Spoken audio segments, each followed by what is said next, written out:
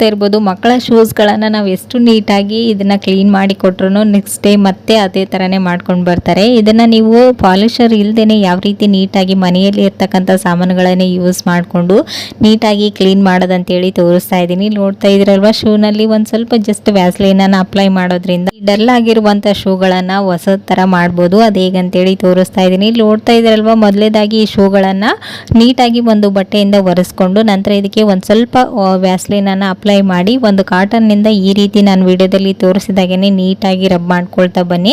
ನಂತರ ಇಲ್ಲಿ ನೋಡ್ತಾ ಇರ್ಬೋದು ಎಷ್ಟು ನೀಟಾಗಿ ಶೈನಿಂಗ್ ಆಗಿ ಕಾಣಿಸ್ತಾ ಇದೆ ಅಂತ.